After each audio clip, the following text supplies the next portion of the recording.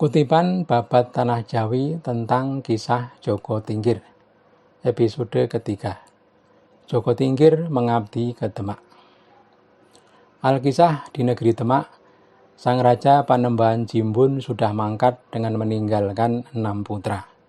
Seorang di antaranya adalah wanita bernama Ratu Mas Nyawang, yang kemudian menikah dengan Pangeran Cirebon. Putra kedua bernama Pangeran Sabranglor, yang kemudian menggantikan kedudukan sang ayah sebagai Raja Demak. Putra ketiga laki-laki bernama Raden Kikin, yang kelak juga disebut Pangeran Sekar Sedolepen.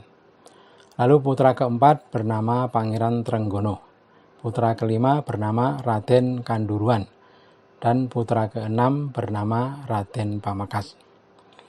Pangeran Sabranglor tidak lama menggantikan kedudukan sang ayah karena keburu wafat.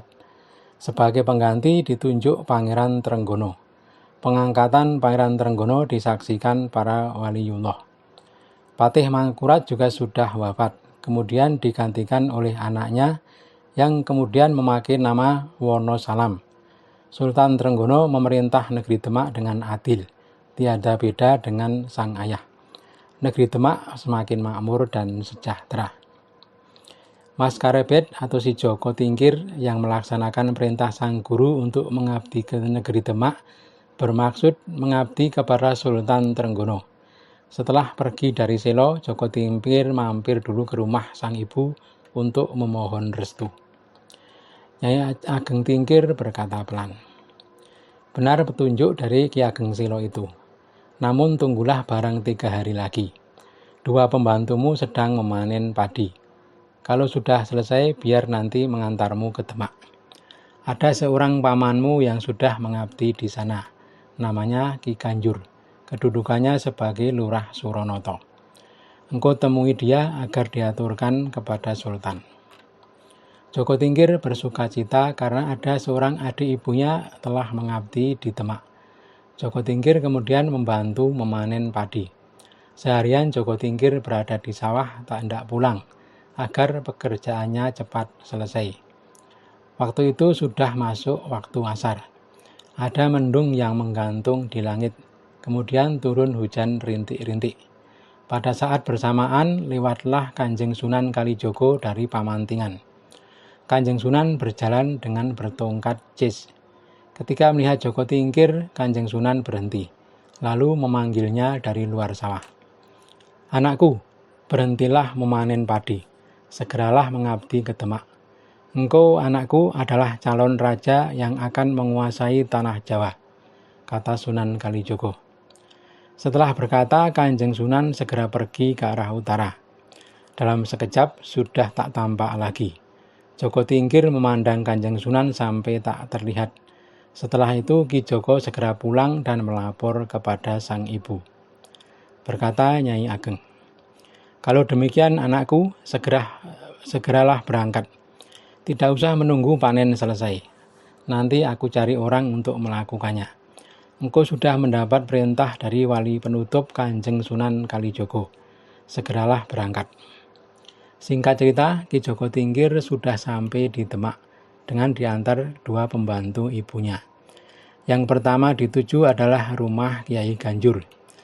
Oleh Ki Ganjur, Joko Tingkir sudah diaturkan kepada Raja Demak Sultan Trenggono dan sudah diterima pengabdiannya. Pada suatu hari, Sultan yang sedang menuju masjid hendak melewati Joko Tingkir. Joko Tingkir hendak beranjak pergi untuk memberi jalan, tetapi di belakangnya ada sebuah kolam. Joko Tingkir tidak dapat bergerak lagi. Dalam posisi duduk sambil menghormat, tiba-tiba Joko Tingkir melompat mundur ke seberang kolam. Kemampuan Joko Tingkir tersebut dilihat Sultan.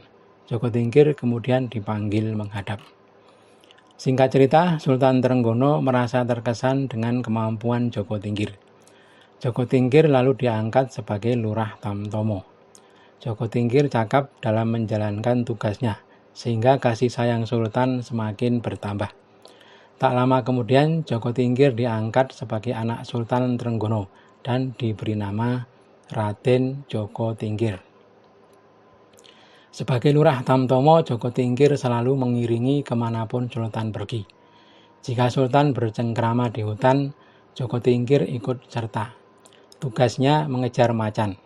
Joko Tingkir dengan sigap menangkap macan dan menggendongnya untuk diaturkan kepada Kanjeng Sultan. Kanjeng Sultan sangat gembira melihat kemampuan Joko Tingkir yang menakjubkan itu. Juga bila Kanjeng Sultan sedang berlayar di sungai, Joko Tingkir ikut serta. Bila ada buaya nampak, Joko Tingkir segera mengejar dan menangkapnya dan mengaturkannya kepada Sang Sultan. Kanjeng Sultan semakin sayang kepada putra angkatnya tersebut. Sangat-sangat dimanjakan sampai si anak desa itu diberi pakaian yang indah-indah, layaknya pakaian para pangeran.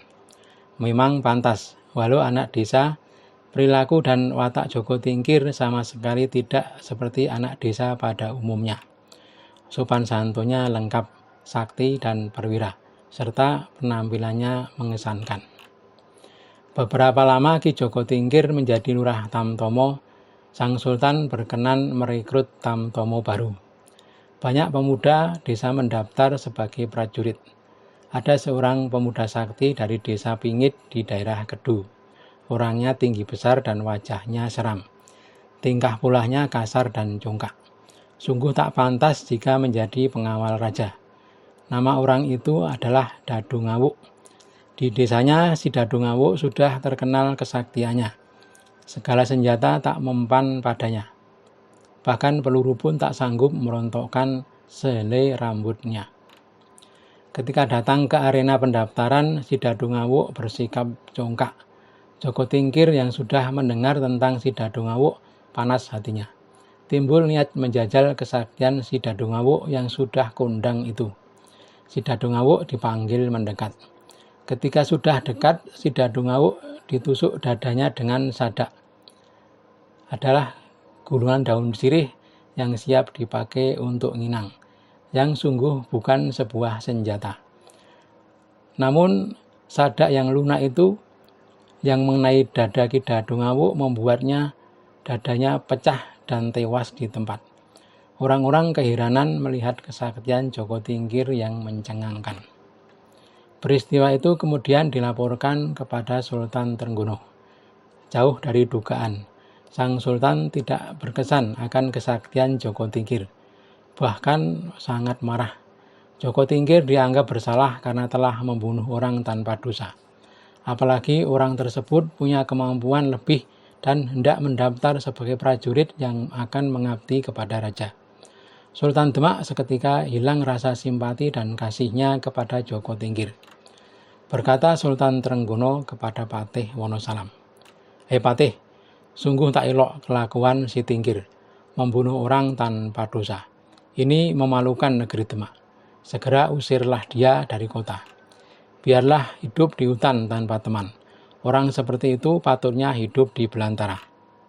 Sang Sultan juga memerintahkan untuk memberi uang 500 kepada ahli waris Dadu Ngawuk sebagai uang diat.